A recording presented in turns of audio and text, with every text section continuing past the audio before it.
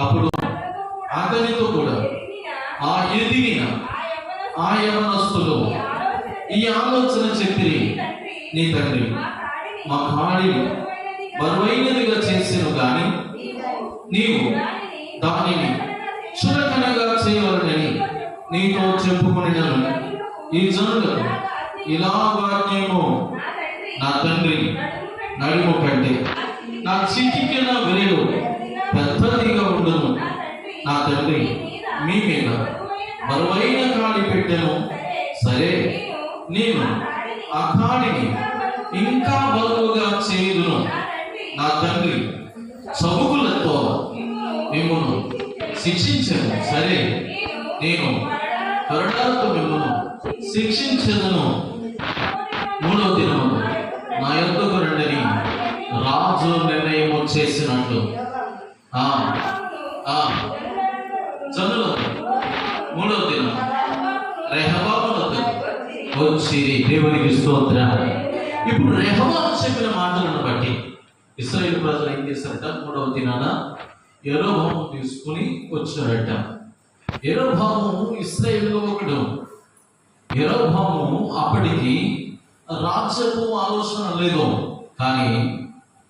కానీ సతిగా సులికైన వాడు, రాజ్య విధి విధానం తెలిసిన వాడు. అయితే ప్రభుత్వ ప్రియులారా, ఎప్పుడైతే రెహబాము ఇలా మాట్లాడారో వెంటనే ఇశ్రాయేలులకు మరొక రాజును కోరుకునే అవకాశం వచ్చింది. ఇప్పుడు ఇశ్రాయేలు ఏం చేశారంటే యెరోబామును ఎన్నుకోవడం ప్రారంభించారు. మరొక మాట మీకు చెప్పాలి. రెహబాము తండ్రి అయిన సొలొమోను యెరూషలేములో దేవాలయాన్ని కట్టారు. ఈ కట్టిన దేవాలయాన్ని ఇశ్రాయేలు అందరూ సందర్శించేవారు. అదుగా ఏమంటారు, తీర్థ యాత్ర చేసే మార్గంగా ఎన్నుకున్నారు. ఆ మందిరాన్ని చాలా ఉన్నతమైన మందిరంగా భావించేవారు. అందరూ కూడా మందిరంలోకి వచ్చి ప్రభువులు చెల్లిస్తూ ఉండేవారు. అయితే యెరోబాము ఆయన ఇశ్రాయేలులకు రాజు అయిన తర్వాత యెరోబాము ఏం చేస్తాడంటే ఇశ్రాయేలులకు బలిపీఠాలు కట్టడం ప్రారంభించాడు. అంటే యెరూషలేము మందిరానికి ఇశ్రాయేలు పోకూడదని, యెరూషలేములో దేవాలయంలో దేవుడిని ఆరాధించకూడదని, బెత్లెహేములోను ఆయా ప్రాంతాలలో యెరోబాము ఏం చేస్తాడంటే బలిపీఠాలు కట్టడం ప్రారంభించాడు. బలిపీఠాలు కట్టి ఇశ్రాయేలు చెబుతున్న మాట ఏంటంటే, మీరు ఆరాధిస్తున్న దేవుడు యెరూషలేములోనే కాదు, ఇక్కడ కూడా ఉన్నాడు. మీరు మొక్కుబడి చేసుకున్న మొక్కుబడులు అక్కడ దాకా వెళ్ళడం లేదు, ఇక్కడ కూడా మొక్కుబడి చెల్లించవచ్చు. కాబట్టి మీరు ఆరాధించుకునే స్థలం ఏదో తెలుసా? ఇదిగో ఈ బలిపీఠాలే అని బలిపీఠాలు కట్టడం.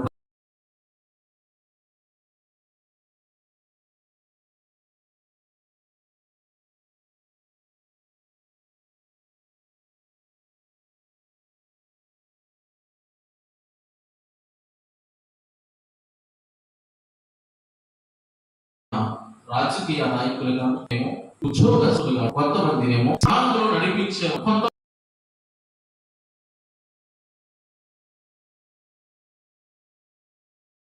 ఎన్నుకుంటాడు. అలాగే కొరింథీయులకు రాసిన పత్రికలో అపొస్తలుడైన పౌలు చేత అంటాడు, కొంతమందిని సేవకు స్వార్థకులుగాను,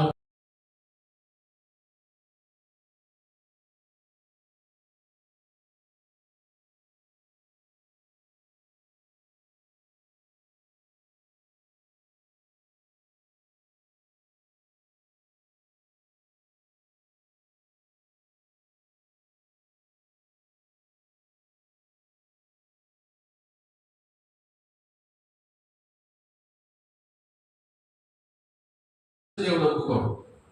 మనం పని చేస్తే దేవుడు ఒప్పుకోడు. ఎందుకంటే మనకు అప్పగించిన పని ఏంటో ఆ పనిలో ఎంత నిపుణత కలిగి ఉన్నామో, ఎంత నమ్మకంగా ఉన్నామో దేవుడు పరిశీలన చేస్తూ ఉంటాడు. మనం ఎప్పుడైతే నమ్మకంగా ఉన్నామో దేవుడు గ్రహించాడో అప్పుడు ఏం చేస్తాడంటే ప్రమోషన్ ఇస్తాడు, మరొక ఉన్నతమైన స్థితిలోకి నడిపిస్తాడు.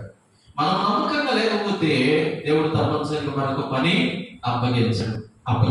అయితే ఇక్కడ అంటే రెహబాము తన అధికారాన్ని కోల్పోతూ ఉన్నాడు.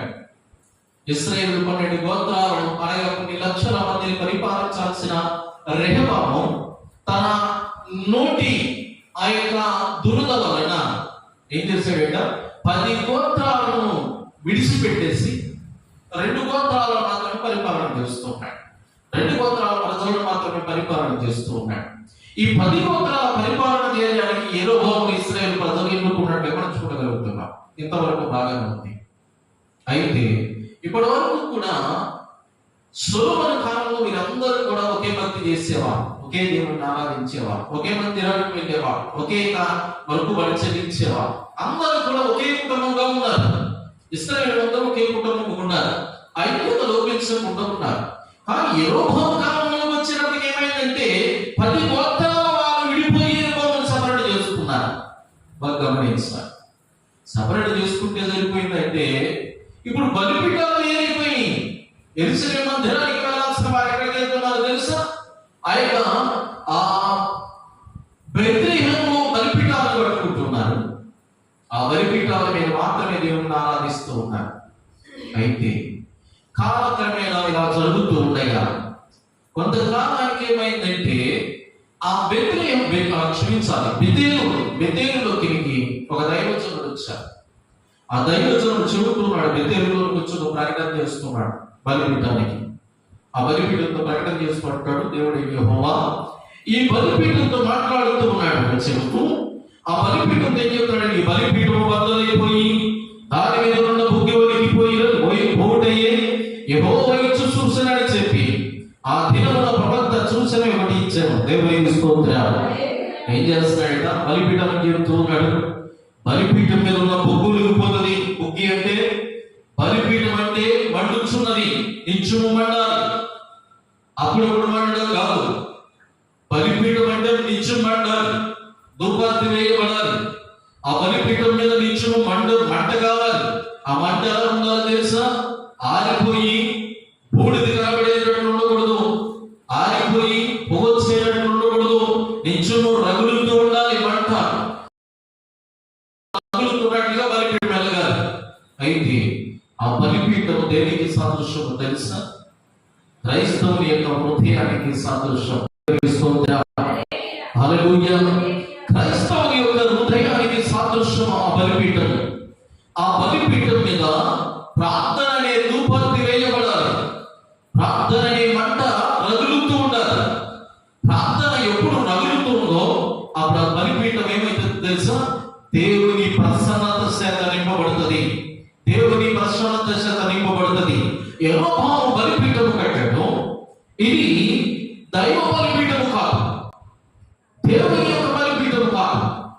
ఈ బలిపీఠము ఇశ్రాయేలు ప్రజలను యెరూషలేములో ఉన్న దేవాలయంలోనికి వెళ్లకుండా అడ్డుపడేది మాత్రమే. ఈ బలిపీఠాన్ని దైవజనుడైన ఒకడు వచ్చి అడుగుతూ ఉన్నాడు, ప్రకటన చేస్తూ ఉన్నాడు. ఏమని ప్రకటన చేస్తున్నాడట? బలిపీఠమా, నీ బలిపీఠము బద్దలైపోతుంది. ఈ బలిపీఠం మీద చదవమా, దాని మీద ఉన్న బుగ్గువలికి పోగొట్టయ్యే యెహోవా ఇచ్చు చూసిన అని చెప్పి ఆ దినం ఆ ప్రవక్త సూచన ఒకటి ఇచ్చారు. దేవునికి స్తోత్రం. ఏం చేస్తున్నాడు? సూచన ఇస్తున్నాడు. ఈ సూచన ఏంటంటే ఆ బలిపీఠం మీద ఉన్న బుగ్గులు పోతుంది. అంటే ఇంక మంట ఉండదు, రగిలే అవకాశం లేదు, మండుచున్న అవకాశం లేదు. బలిపీఠం మీద బుగ్గి ఒలిగిపోతుంది. అంటే బలిపీఠం మీద ఉన్న ఆ యొక్క మంట సల్లగారిపోతూ ఉంది. ఆత్మీయ మంట సల్లగారిపోతూ ఉంది.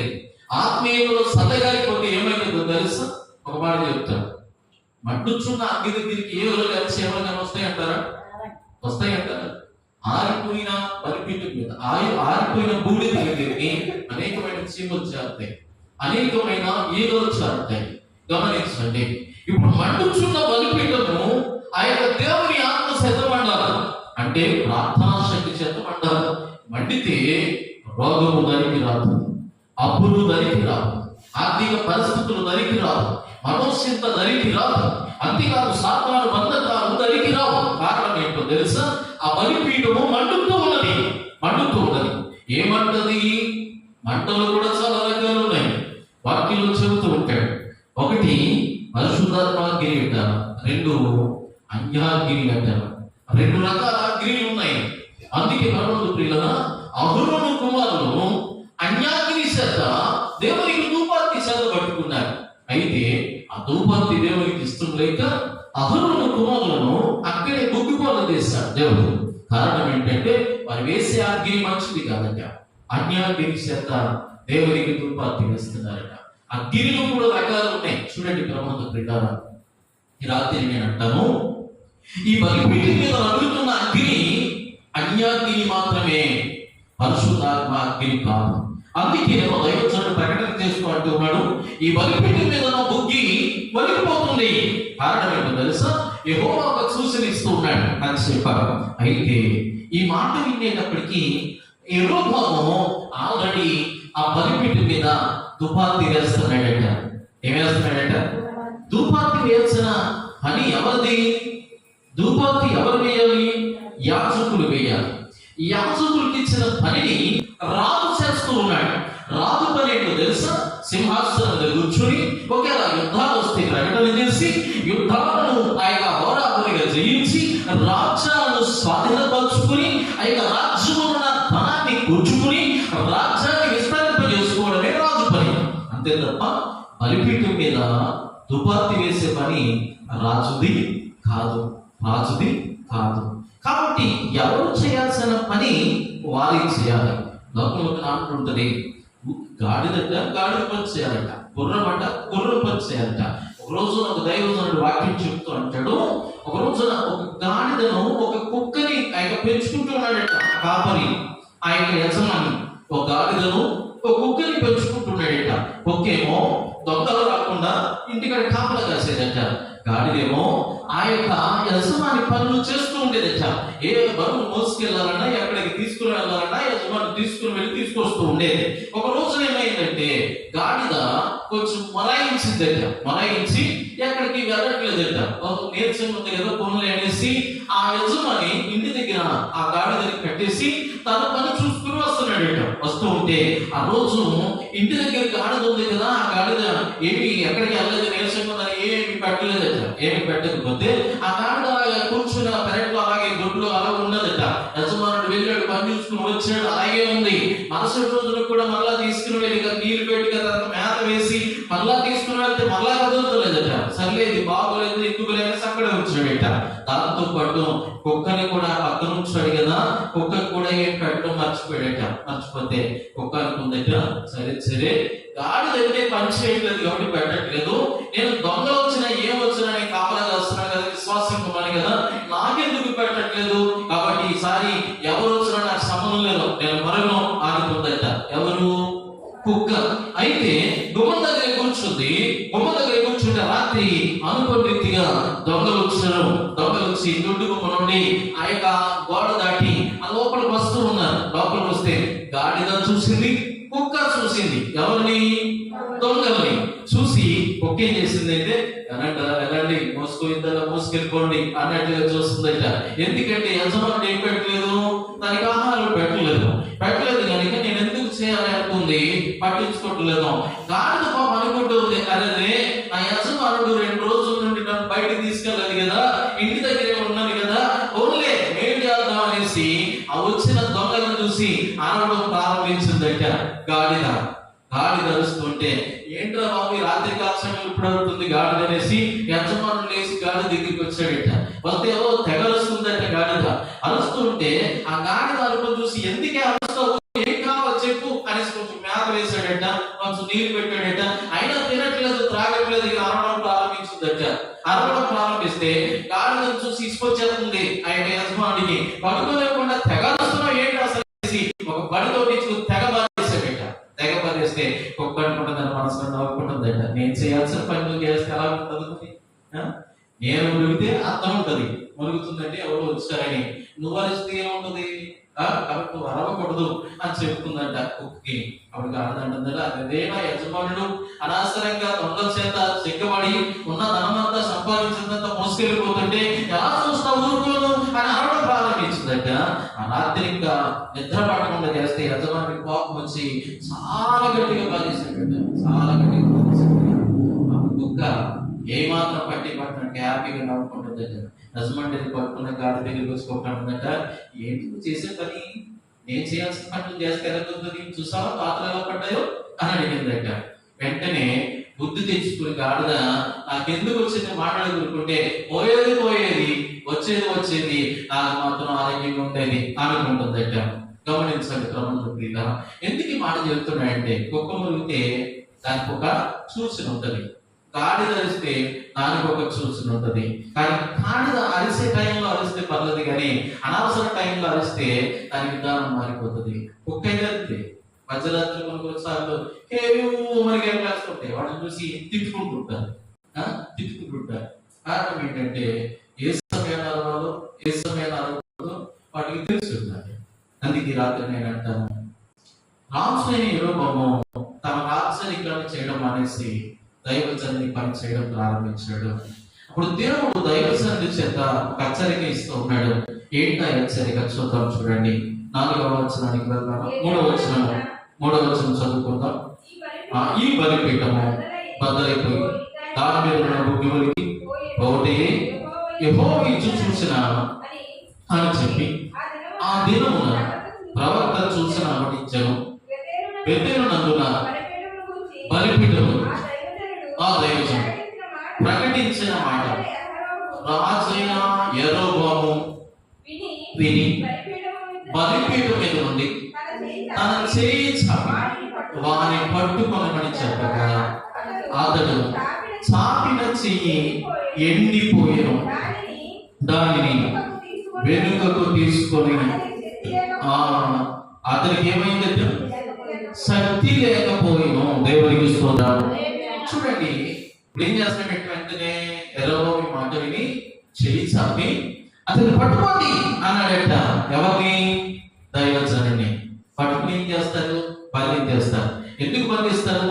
ఒక దైవజనుడు చేయాల్సిన పని ఒక సామాన్య లోక సంబంధమైన అధికారం చేస్తున్నాడు కనుక ఆ దైవజనుడు ఆ సామాన్య అధికారి లేక లోక సంబంధమైన రాజుకి హెచ్చరిక చేస్తే ఆ హెచ్చరికను విని రాజు ఏం చేస్తాడంటే తన అధికారం చేత దైవజనుడిని బంధించడానికి ప్రయత్నం చేస్తున్నాడు.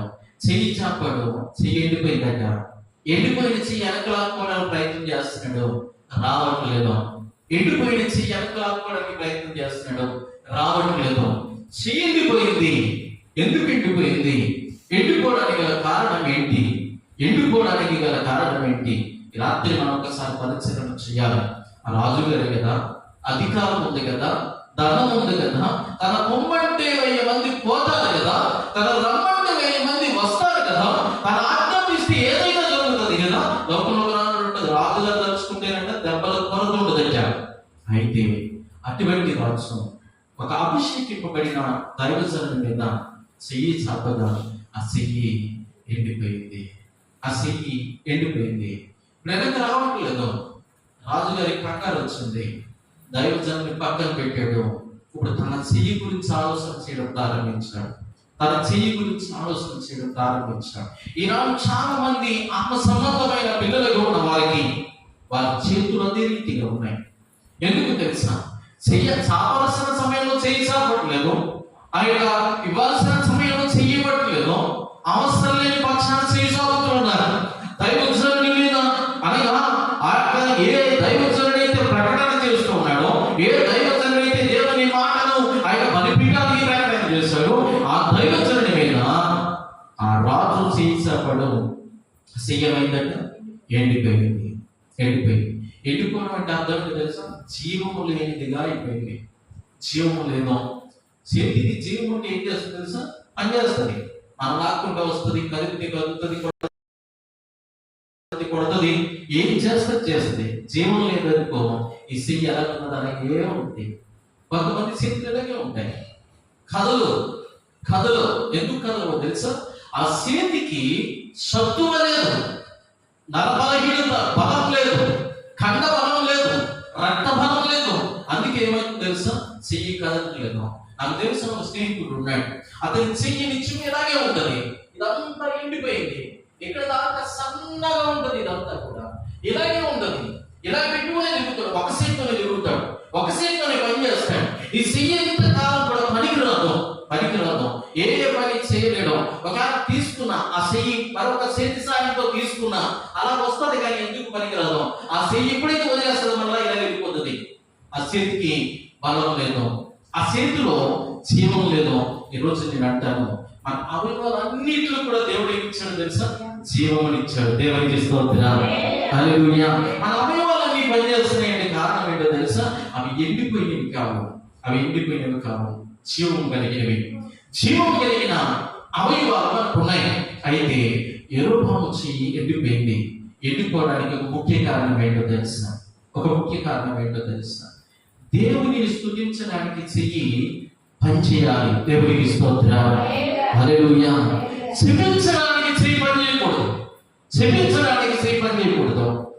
దీవించడానికి చెయ్యి పనిచేయాలి. అందుకే మన దేవుడు దీవించేవాడే తప్ప శపించేవాడు కాదు. మన దేవుడు శపిస్తే మనం ఇలా ఉండేవాడు కాదు, మనం దీవించబడినవాడు, దేవుని చేత దీవించబడినవాడు. అందుకంటాడు ఈ యొక్క రాజు తన చెయ్యి ఒక అభిషేకింపబడిన దైవజనుడి మీద సాగాడు. అయితే ఇక మాట చెప్తాడు, దావీదును తరుగుతూ ఉండగా సిక్లగ్ గుహలో దాక్కుని, ఒక రోజున సౌలు దావీదును తరుగుతూ ఉండగా రాత్రి అయిపోతే ఆ సిక్లగ్ గుహలో పండుకున్నాడట. సౌలు పండుకుంటే ఆయన చుట్టూ జనం ఆ యొక్క భటులు, రాజభటులు పడుకున్నారు, ఆ యొక్క యుద్ధ వీరులు పడుకున్నారు, అనేక మంది ఆ యొక్క శతాధిపతులు, సైన్యాధిపతులు పడుకున్నారు. ఎంతమంది ఉండగా దావీదు ఆ యొక్క కొండ దిగి ఆ గుహలోకి వచ్చి ఆయన సౌలు పై వస్త్రాలు తీసుకుని, సౌలు దగ్గర ఉన్న మరసంగులు తీసుకుని, సౌలు దగ్గర ఉన్న పై వస్త్రాన్ని దడ్డిని తీసుకుని వెళ్ళిపోయి కేక వేసుకుని కొండ మీదకి కేకేస్తాడు, ఆయన నా తండ్రి, ఇదిగో నేను సంపూర్ణ నాకు పెద్ద ఇక పనిగా అయినా నా దేవుని చేత అభిషేకింపబడిన వాడు నేను, నా తండ్రి చేత అభిషేకింపబడిన వాడిని నేను ఏ హానియు చెయ్యను. కారణం ఏంటో తెలుసా? దేవుడు అభిషేకించిన వాడిని ఏ హాని అని చేస్తే అది భయంకరమైన శాపం కనుక నేను అలా చేయను. కాబట్టి నేను సంపాదన కదా కష్టం కాదు, కానీ నేను సంపదలుచుకోలేదో, ఇదిగో నీ పై వస్త్రమును, నీ యొక్క దండమును నేను తీసుకుని వెళ్ళాను. అయినా నీ దాసుడు ఏం చేస్తున్నాడు, నీ యొక్క ఆ యొక్క కుడి భుజంలో ఉన్నవాడు ఏం చేస్తున్నాడు అని పిలుస్తూ ఉంటాడు. ఈరోజు నేను అంటాను, అభిషేకింపబడిన ముడితేనట దేవుని కనుగుడ్డు ముట్టినట్లేనట. నువ్వు దేవుని చేత అభిషేకించబడ్డావని తెలుసా? నీకు దేవుని చేత అభిషేకించబడ్డావని తెలుసా? నువ్వు అనుకుంటున్నావు నేను ఎందుకు పనికిరానండి, నా బ్రతుకెందుకండి అని అనుకుంటున్నావు. కన్నా దేవుడు అంటాడు, నేను అభిషేకించాను. ఎలా అభిషేకించాడు? 20 ఆయన అంటాడు కదా, యెహోవా సెలవిచ్చినదేమనగా తల్లి గర్భంలో రూపింపబడిన మునిపే నేను నిన్ను ఎరిగి తిని, నీవు ఆ గర్భంలో నుండి బయలుపడక మునిపే నేను ప్రతిష్ఠించుకుంటుని. అప్పుడే అభిషేకించాడు దేవుడు, అప్పుడే అభిషేకించాడు.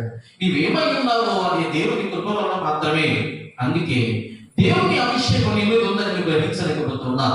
ఈ యొక్క యెరొబెయాము అది గ్రహించలేకపోయాడు. ఒక దైవజనుని దేవుని చేత అభిషేకింపబడ్డ వారి మీద చేయించాలి. అతను ఏం చేస్తాడట, అతన్ని పట్టుకోండి, అతన్ని బంధించండి చెప్పిన వెంటనే ఏమైందో తెలుసా? యెరొబెయాము చెయ్యి ఎండిపోయింది, జీవము లేనిది అయిపోయింది, చచ్చుబడిన చెయ్యిగా మారిపోయింది. ఇప్పుడు చెయ్యి కదపలేకపోతున్నాడు, సాపిని చెయ్యి వెనక్కి తీసుకోలేకపోతున్నాడు, ఆ చెయ్యి కింద పెట్టలేకపోతున్నాడు, ఆ చేతితో ఏమి చేయలేకపోతున్నాడు. ఆ చెయ్యి ఎందుకు పనికిరాని ఒక కర్రలా అయిపోయింది. అటువంటి అప్పుడు చూడండి ఏం జరుగుతుందో. 5వ వచనం మరియు యెహోవా సెలవు ప్రకారం ఆ దైవజనుడు ఇచ్చిన సూచన చొప్పున బలిపీఠము బద్దలు కాగా బుక్కి దాని మీద నుండి ఒలిగిపోయాను.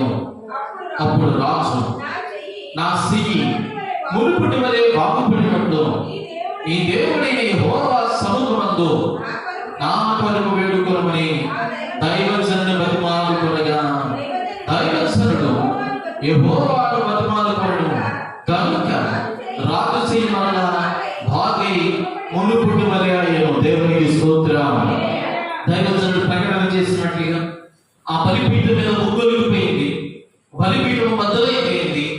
అయితే ఇప్పుడు రాజుకి ఏమైందో తెలుసా? జ్ఞానోదయం అయిందట. ఎందుకయింది? బలిపీఠం ప్రకారం ప్రకటింపబడిన రీతిగా బలిపీఠం కదా ముగ్గులిపోయింది, బలిపీఠం బద్దలైపోయింది కదా. అయితే నా చెయ్యి కూడా బాగుపడినట్లు నీ దేవుడిని వేడుకొని మరి బ్రతిమలాడగా మనం చూస్తూ ఉంటాం. ఇక్కడ ఎరుపము దైవజన బతిమాలతో ఉన్నాడు. అంతేకాదు మోసేని కూడా మిరియాము కొరకు బ్రతిమలాడినట్టు మనం చూడగలుగుతుంటాం. అనేక పర్యాయాలు అనేక మంది అడుగుతూ ఉంటారు, లేక అభిషేకింపబడటం అని, ప్రార్థన చేయండి అయ్యా, మీ ప్రార్థన వల్ల మా కార్యాలు జరుగుతాయని.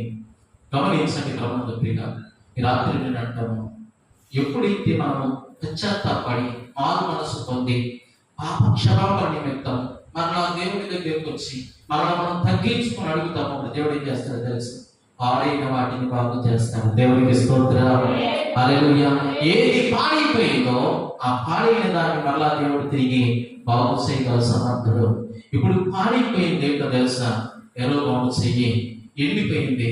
ఒక ఎండిన ఆ యొక్క పుల్ల వలె అయిపోయింది ఆ చెయ్యి.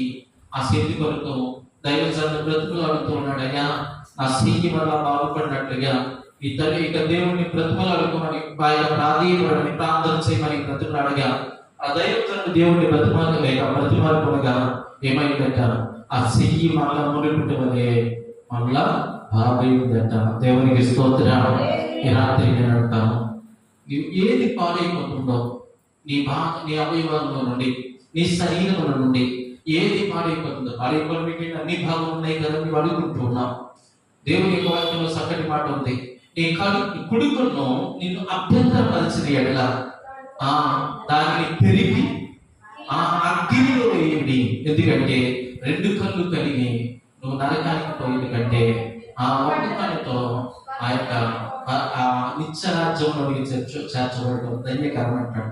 నీ కాలు నిన్ను అభ్యంతరపరిచిన ఎడల దాన్ని నరికి వేయమని చెప్తున్నాడు. అభ్యంతరం అంటే అర్థం అంటే తెలుసా, నువ్వు చేయాల్సిన భక్తి చేయకుండా, నువ్వు చేయాల్సిన ఆరాధన చేయకుండా, నువ్వు చేయాల్సిన ఆ యొక్క ప్రార్థన చేయకుండా ఆటంకపరుస్తున్న ఏ అవయవమైనా సరే, అది ఏ అవయవమైనా సరే ఏం చేయాలంటే దాన్ని పెరిగి పడవేయాలట.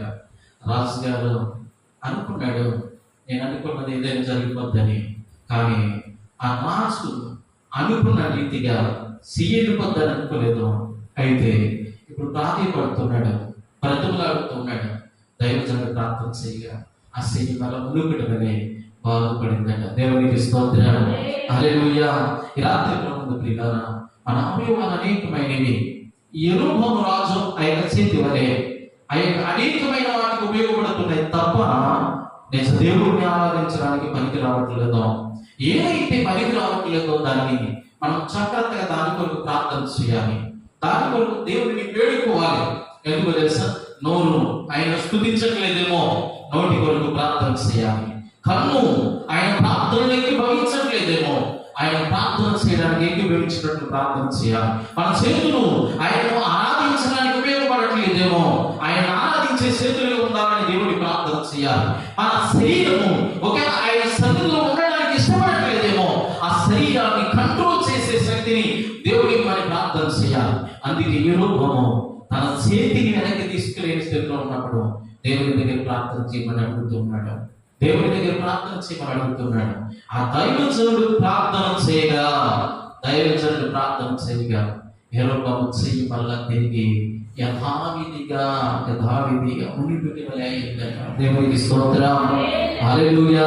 రాత్రి కాలంలో యెరొబెయాము వంటి భక్తి మనకొద్దు కానీ, యెరొబెయాము వంటి ఆ యొక్క పశ్చాత్తాపం మనకొద్దు కానీ, దేవుని సన్నిధిలో ఒక సొలొమోను వలె, ఒక దావీదు వలె దేవునికి అనుకూలమైన వారిగా, దేవునికి ఇష్టలైన వారిగా మన భక్తి మనం చేస్తూ, మన చేతులు, మన యొక్క అవయవాలు దేవుడిని గణపరిచేవగా ఉంటున్నట్లు, దేవుడి కృప చూపించినట్లు ప్రార్థన చేద్దాం. అట్టి కృప దేవుడు మనకు అనుగ్రహించును గాక. ఆమేన్. ప్రార్థన చేసుకుందాం. తలలో కళ్ళు మూసుకొని ప్రార్థనలోకి వెళ్తాం. ఒక నిమిషం ప్రార్థన చేద్దాం. మన ప్రార్థన దేవుడు ఆలకించి యెరొబెయాము చెయ్యిని, ఎండిన చెయ్యిని మరలా తిరిగి అయా యథావిధిగా ఆరోగ్యకరంగా చేస్తున్నట్టుగా ఈ రాత్రి మన అవయవాలు దేవునికి మహిమార్థమే వాడబడినట్లు, దేవుడి తన మహిమ శరీరంలో నింపునట్లు, ఆయన మహిమ కొరకు మనం బలపరచబడినట్లు ప్రార్థన చేద్దాం. ప్రార్థన చేద్దాం. ప్రతి ఒక్కరు ప్రార్థన చేద్దాం. అవునండి, ప్రతి ఒక్కరు ప్రార్థన చేద్దాం. అవునండి, ఒక్కరికి ప్రార్థన చేద్దాం. సర్వోన్నతుడైన దేవాది దేవుడు, సజీవుడైన దేవాది దేవుడు, స్తుతులపై ఆశీనుడైన దేవాది దేవుడు, మనకిచ్చిన గొప్ప ధన్యతను బట్టి ఎరుభవం వంటి ఆ యొక్క అవిశ్వాసత మనకుండగా, ఎరుభవం వంటి ఆ యొక్క గర్వం మనకుండగా, ఎరుభవం వంటి ఆ యొక్క ప్రస్తుత మనకుండగా, మనకి ఏ పని అప్పగించాడు దేవుడు ఆ పనిలో నిపుణత కలిగి ఆయన గణపక్ష వారంగా మనం ఉండినట్లు, ఆయా పనిని బట్టి నమ్మకమైన వారికి మనం ఉండినట్లు, ఆయనే మనలో మనకు ఉన్నతమైన స్థితిని దేవుడు ఇచ్చున్నట్లుగా ఆయన కృపలో బలపరచబడినట్లు ప్రార్థన చేద్దాం. ప్రార్థన చేద్దాం. మరొకరికి ప్రార్థన చేద్దాం. ప్రార్థన చేద్దాం. ప్రార్థన చేద్దాం. ఉత్తముడు మంచివాడు నా దేవుడు, ఎల్లప్పుడూ రుచి చూసి ఆనందింతును.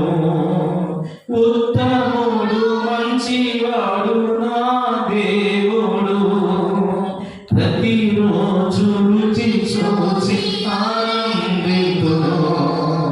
యథార్థముగానే కృతజ్ఞతను, యథార్థముగానే కృతజ్ఞతను. ఏలు నాకు వదిలేసేయడు, ఏలు నాకు వదిలేసేయడు.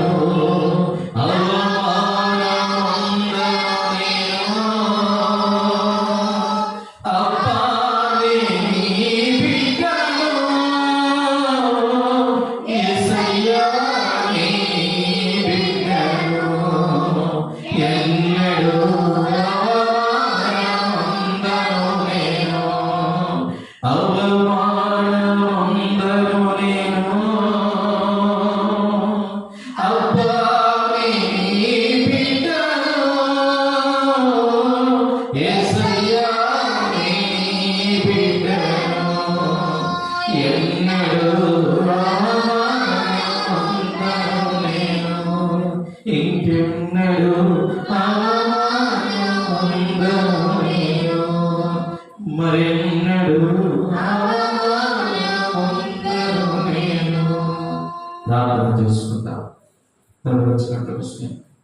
ఏదో తన అధికార పదవిని బట్టి అనుకుంటున్నాడు, నాకేంటి లేని నేను ఆజ్ఞాపిస్తే ఏదైనా జరుగుతుంది అనుకుంటున్నాడు. తన అధికారాన్ని దుర్వినియోగం చేసుకుంటూ ఉన్నాడు. దేవుడి అధికారాన్ని దుర్వినియోగం చేసుకోకుండా దేవుడికి